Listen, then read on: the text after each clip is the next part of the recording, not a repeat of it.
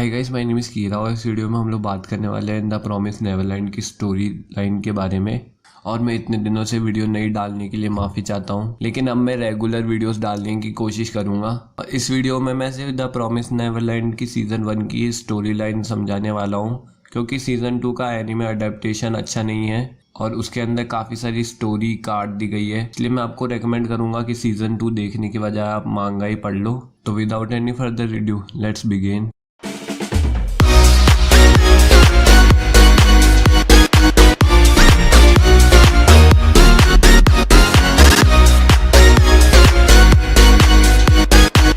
तो स्टोरी चालू होती है एक फॉरेस्ट से, जहाँ पे ग्रेसफील्ड हाउस नाम का एक ऑर्फनेज है, जहाँ कुछ अनाथ बच्चे रहते हैं जो वेट करते हैं कि उन्हें कोई लेने के लिए आ जाएगा। एंड जब तक उन्हें कोई लेने के लिए नहीं आता तब तक उन्हें खाना एंड एजुकेशन ऑर्फनेज ही देता है। अब हमारा कैमरा जाता है एमा, नॉर्मन एंड रे के ऊपर, जो कि इस एनिमे के मेन प्रोटैगनिस्ट हैं, जो हर एग्जाम में टॉप करते हैं एंड उनकी फिजिकल एबिलिटीज भी बहुत अच्छी है। जहाँ सभी ऑर्फनेज के बच्चे हंसी खुशी जी रहे होते हैं एंड उन सबके गले पे कुछ नंबर लिखे होते हैं। अब एंट्री होती है कोनी की, जो वहां से आज जाने वाली होती है एंड वो सबको प्रॉमिस करती है कि वो जिस जगह जाएगी वहां से उन्हें लेटर जरूर भेजेगी, क्योंकि अडॉप्ट होने के बाद कोई भी उन्हें कभी लेटर नहीं भेजता, जिससे उन्हें लगता है कि वो उन्हें भूल जाते हैं। अब रात हो जाती है एंड कोनी ग्रेसफील्ड छोड़कर एक बड़े से गेट के पास जा रही होती है कि तभी एमा एंड नॉर्मन को पता चलता है कि कोनी अपना टेडी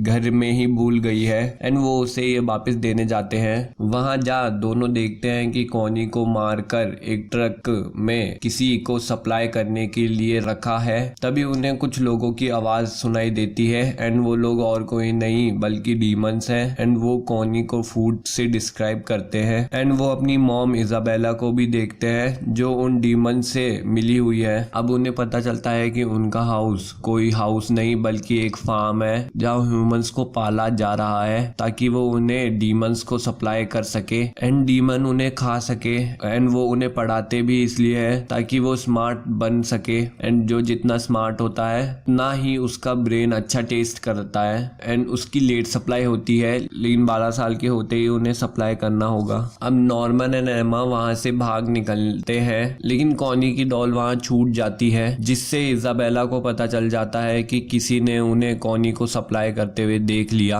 अब एमा एंड नॉर्मन सबके साथ वहां से एस्केप करने का प्लान बनाते हैं ताकि सबको बचा सके एंड जो उन्होंने देखा वो किसी को नहीं बताते। अब एमा एंड नॉर्मन मेन गेट की जगह फॉरेस्ट से एस्केप करने का प्लान बनाते हैं, क्योंकि मेन गेट पे डीमंस हैं इसलिए वो वहां से नहीं जा सकते। एमा और नॉर्मन फॉरेस्ट के अंदर जाते हैं एंड उन्हें एक बड़ी सी वॉल दिखती है जो उन्हें एस्केप करने के लिए रोकने के लिए बनी है, लेकिन एमा उससे भी रोप से पार करने का प्लान बनाती है। अब नॉर्मन और एमा को पता चलता है कि सभी बच्चों में एक चिप है, जिससे इजाबेला बच्चों को अपनी वॉच जैसे दिखने वाले रेडार से ढूंढ सकती है, लेकिन वो किसी एक पर्टिकुलर बच्चे के बारे में नहीं जान सकती। जैसे अगर कोई खो गया है तो खोया हुआ बच्चा कौन है, ऐसी चीजें नहीं जान सकती। अब रे नोटिस करता है कि एमा और नॉर्मन एबनॉर्मल बिहेव कर रहे हैं एंड इसलिए वो उन्हें पूछता है कि वो एबनॉर्मल बिहेव क्यों कर रहे हैं एंड एमा रे को सब कुछ बता देती है एंड अब रे भी उनके प्लान में शामिल हो जाता है। अब ग्रेसफील्ड में एक नई सिस्टर आ जाती है नेम्ड सिस्टर क्रोने, और अपने साथ एक बेबी को भी लाती है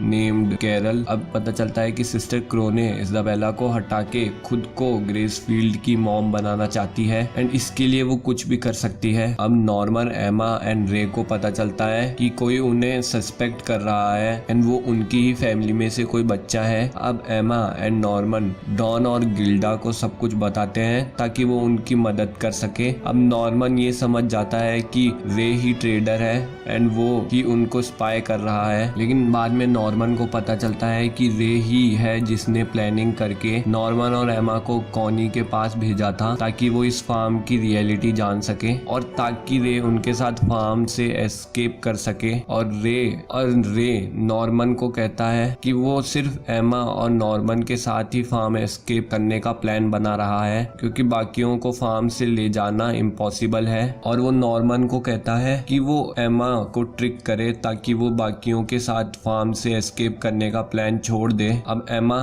गिल्डा, डॉन एंड बाकी सबको इजाबेला के रूम में एक सीक्रेट रूम है ये पता लगता है, एंड डॉन और गिल्डा उसे चेक करने जाते हैं और वहाँ जिन बच्चों को शिफ्ट करा है उनकी चीजें पाते हैं और एक मशीन देखते हैं जिससे इजाबेला मॉन्स्टर से बातें करती है। दूसरी तरफ एमा, रे और नॉर्मन को मिस्टर मिनर्वा के बारे में पता लगता है, जो उन्हें अपनी बुक्स के जरिए बाहर की दुनिया के बारे में बताते हैं।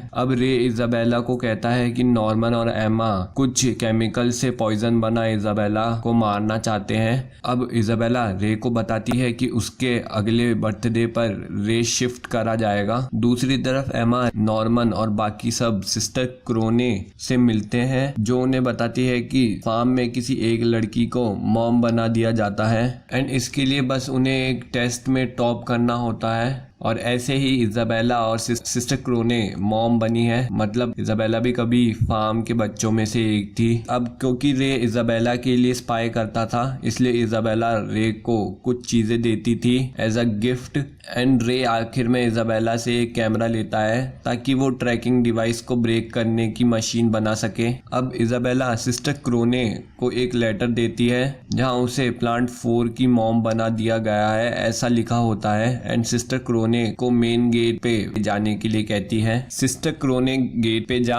ग्रैंडमा नाम की ओल्ड लेडी से मिलती है, जो सभी मॉम्स एंड सिस्टर्स को ट्रेन करती है। सिस्टर क्रोने ग्रैंडमा को एमा, नॉर्मन एंड रे के बारे में सब बातें बता देती है, लेकिन ग्रैंडमा उसे ये कहती है कि इजाबेला सब संभाल लेगी और सिस्टर क्रोने को मार देती है। अब एमा एंड नॉर्मन को इजाबेला वॉल के पास एस्केप करने की कोशिश करते हुए पकड़ लेती है एंड कहती है कि वो उनका बहुत अच्छे से ध्यान रखेगी अगर वो भागे नहीं, और कहती है कि वो किसी स्पेशल मॉन्स्टर के लिए बने हैं, इसलिए उन्हें पहले मारा नहीं जा सकता। एंड एमा का पैर भी तोड़ देती है एंड नॉर्मन को कहती है कि अगले दिन उसे शिफ्ट होना है। आगे जाके एमा एंड रे नॉर्मन को भगाने का प्लान बनाते हैं। अब अगले दिन नॉर्मन वॉल के पास जाकर वापस आ जाता है एंड एमा और रे के पूछने पर कि वो भागा क्यों नहीं, नॉर्मन बताता है कि वॉल के उस तरफ खाई है इसलिए वो भाग नहीं सका। अब नॉर्मन चला जाता है एंड एमा और रे डिप्रेस्ड हो ग्रेस फील्ड से भागने का प्लान छोड़ देते हैं, लेकिन 2 महीने बाद एमा एंड रे डाइनिंग रूम में आधी रात को मिल एस्केप करने का प्लान बताते हैं कि वो घर में आग लगा इजाबेला को डिस्ट्रैक्ट करेंगे एंड वॉल के पास जा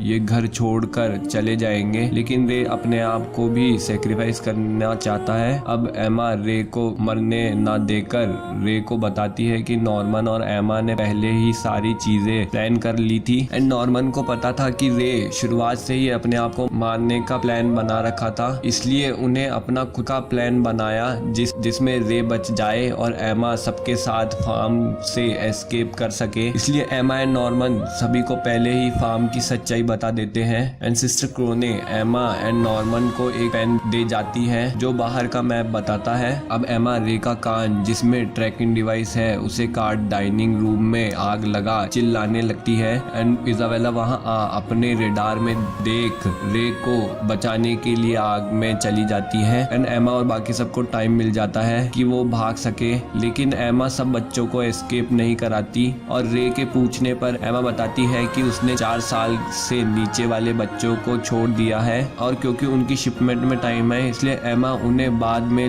लेने आएगी, और इसके लिए एमा ने फिल को फार्म के बारे में सब कुछ बता दिया है। अब सब फार्म से रोप की मदद से भाग जाते हैं एंड इजाबेला उन्हें भागते देखते हुए अपने फ्लैशबैक में चली जाती है, जिसमें हमें पता चलता है कि इजाबेला भी फार्म से एस्केप करना चाहती थी लेकिन कर नहीं पाई और एक मॉम बन गई और रे इजाबेला का ही बेटा है। और बस यहीं पे ये एनीमे खत्म हो जाता है। सो गाइस, यही थी द प्रॉमिस नेवरलैंड की स्टोरी एंड अगर आप लोगों को ये वीडियो अच्छा लगा तो जरूर लाइक करें, और अगर आपको ऐसी और वीडियोस देखनी है तो चैनल को भी सब्सक्राइब करें, और आगे मेरे को किस एनीमे पे वीडियो बनानी चाहिए उसके बारे में कमेंट सेक्शन में जरूर लिखें। तब तक के लिए मैं आपको मिलता हूँ अगले वीडियो में। Bye bye.